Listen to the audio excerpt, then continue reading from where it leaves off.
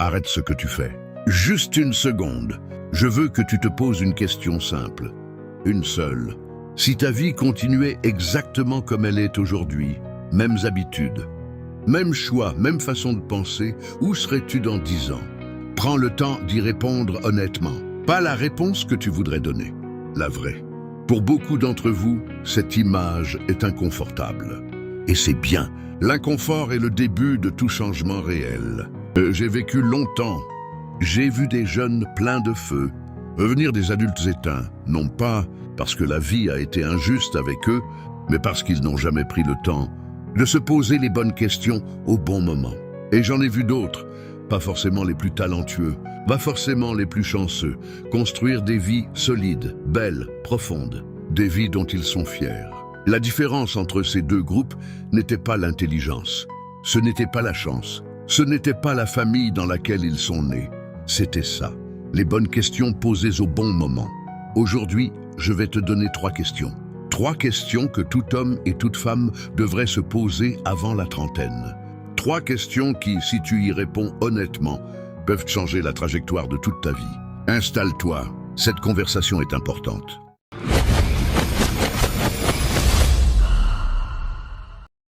Avant d'entrer dans le vif du sujet, laisse-moi te dire quelque chose sur la trentaine. Beaucoup de jeunes la voient comme une frontière, une limite. Comme si après 30 ans, tout était figé, joué, terminé. C'est faux. Complètement faux. Mais la trentaine est un carrefour. C'est le moment où les choix que tu as faits dans ta vingtaine commencent à produire leurs fruits ou leurs conséquences. C'est le moment où les illusions de la jeunesse se dissipent et où la vraie vie commence à se dessiner.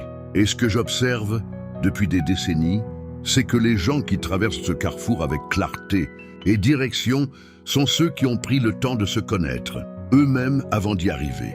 Pas ceux qui ont le plus travaillé, pas ceux qui ont le plus souffert, ceux qui se sont posés les bonnes questions. Ces 3 questions ne sont pas des devinettes philosophiques. Ce sont des outils, des boussoles. Et si tu les utilises honnêtement, elles vont t'indiquer une direction que tu n'aurais peut-être jamais trouvée seule. Commençons. La première question est celle-ci. Est-ce que je me construis ou est-ce que je me consume? Laisse-moi t'expliquer ce que je veux dire. Chaque jour qui passe, tu fais l'une de ces 2 choses. Soit tu ajoutes quelque chose à ce que tu es, une compétence, une habitude, une relation solide, une leçon apprise.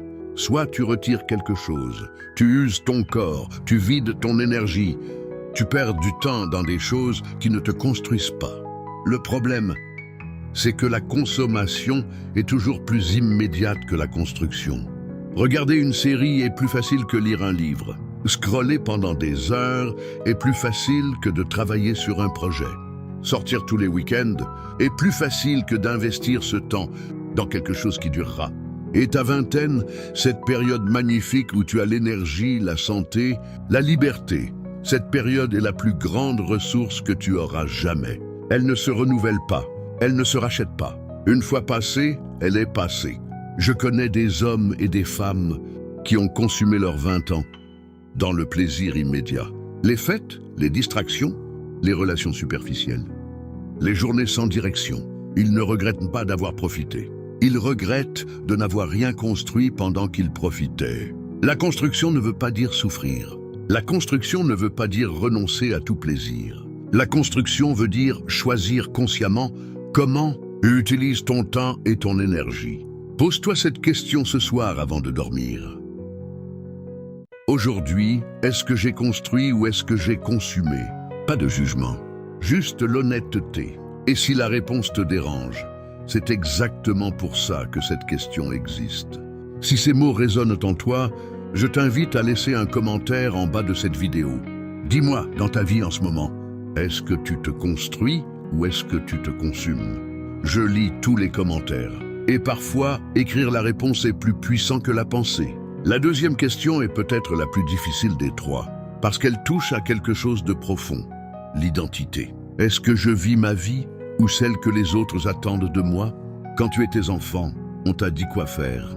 Quand tu étais adolescent, tes amis t'ont influencé. Et aujourd'hui, même adulte, combien de tes choix sont vraiment les tiens? Le métier que tu fais, l'as-tu choisi parce qu'il te correspond vraiment? Ou parce que c'était ce qu'on attendait de toi? Parce que c'était stable, rassurant, approuvé?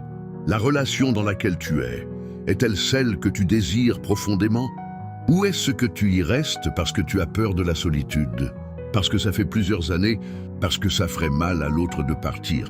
La ville où tu vis, les amis que tu fréquentes, les objectifs que tu poursuis, combien de tout ça est vraiment toi? Je ne te dis pas que l'influence des autres est mauvaise. Nous sommes des êtres sociaux. Nous avons besoin des autres pour nous construire. Mais il y a une différence entre s'inspirer des autres et vivre pour les autres. J'ai vu des hommes passer toute leur vie dans un métier qui les rendait malheureux parce que leur père avait dit « c'est un bon métier, stable, respectable ». Et j'ai vu des femmes rester dans des relations toxiques parce que leur entourage disait « vous faites un si beau couple ». J'ai vu des gens poursuivre des rêves qui n'étaient pas les leurs et arriver au sommet d'une montagne qu'ils n'avaient jamais voulu gravir. La trahison la plus silencieuse que tu puisses commettre dans ta vie, c'est de te trahir toi-même. Et elle se produit si doucement, si progressivement, que tu ne la vois pas arriver. Alors, comment savoir si tu vis ta vie ou celle des autres? Voici un exercice simple. Imagine que personne ne te regardait. Ni ta famille, ni tes amis, ni la société. Personne pour juger, pour approuver, pour être déçu. Qu'est-ce que tu ferais différemment? Cette réponse, celle qui vient en premier, avant que ton cerveau commence à trouver des excuses. Cette réponse, c'est toi. C'est ce que tu es vraiment. Et c'est vers ça que tu devrais avancer. Je ne te dis pas de tout abandonner du jour au lendemain. Je te dis de commencer à t'écouter. Parce que si tu ne le fais pas maintenant, qui le fera? Si cette vidéo t'apporte quelque chose, c'est le moment de t'abonner à la chaîne. Chaque semaine, une nouvelle leçon de vie. Pas de motivation vide. Des vérités que l'expérience enseigne. Clique sur la cloche pour ne rien manquer. La troisième question est celle que presque personne ne se pose à 20 ans. Parce qu'à 20 ans, on pense rarement à la fin. On pense au présent, au prochain week-end, à la prochaine étape. Mais c'est précisément pour ça que je veux te la poser maintenant. Qu'est-ce que tu veux laisser derrière toi? Pas dans le sens macabre du terme. Dans le sens le plus vivant qui soit, qu'est-ce que ta vie aura produit? Qu'est-ce que tu auras transmis? Comment les gens qui t'ont connu se souviendront-ils de toi? Est-ce que tu veux laisser des enfants bien élevés qui perpétuent tes valeurs? Est-ce que tu veux laisser une œuvre, un livre, une entreprise, une création? Est-ce que tu veux laisser un exemple, avoir été quelqu'un de droit, de courageux, d'honnête, et que ça suffise? Cette question change tout, parce qu'elle te force à penser en termes de valeurs et non de possession. Elle te force à regarder au-delà du prochain salaire, du prochain voyage, du prochain objectif à court terme. Laisse-moi te raconter quelque chose. J'ai assisté aux funérailles de beaucoup de gens dans ma vie, et je n'ai jamais entendu quelqu'un dire « il avait une belle voiture, elle avait un beau compte en banque ». Ce qu'on dit toujours, c'est « il était là quand j'en avais besoin ». Elle m'a appris à me relever. Il m'a montré ce que signifiait être un homme. Elle m'a aimé sans condition. Ce sont des choses que tu construis maintenant. Pas à 60 ans, pas à 40 ans. Maintenant. Parce que l'héritage n'est pas ce que tu laisses après ta mort. L'héritage, c'est ce que tu construis chaque jour dans la façon dont tu traites les gens, dont tu tiens ta parole, dont tu te bats pour ce qui compte vraiment. Alors, je te pose la question une dernière fois. Qu'est-ce que tu veux laisser derrière toi? Pas la réponse parfaite, pas la réponse que tu crois devoir donner. Ta réponse, celle qui vient du fond de toi, trouve-la, écris-la et laisse-la guider. Chaque décision que tu prendras à partir d'aujourd'hui. 3 questions. Est-ce que je me construis ou est-ce que je me consume? Est-ce que je vis ma vie ou celle que les autres attendent de moi? Qu'est-ce que je veux laisser derrière moi? Ces 3 questions ne trouvent pas de réponse en une nuit. Elles se répondent dans le temps, à travers tes choix, tes erreurs, tes recommencements. Mais la simple décision de te les poser, honnêtement, régulièrement, te met déjà dans une catégorie différente. La catégorie des gens qui vivent consciemment. Et crois-moi, c'est rare. La plupart des gens traversent leur vie comme des passagers. Ils subissent, ils réagissent, ils attendent. Toi, à partir d'aujourd'hui, tu peux choisir d'être le conducteur. Tu n'as pas besoin d'avoir toutes les réponses. Tu as besoin de commencer à chercher.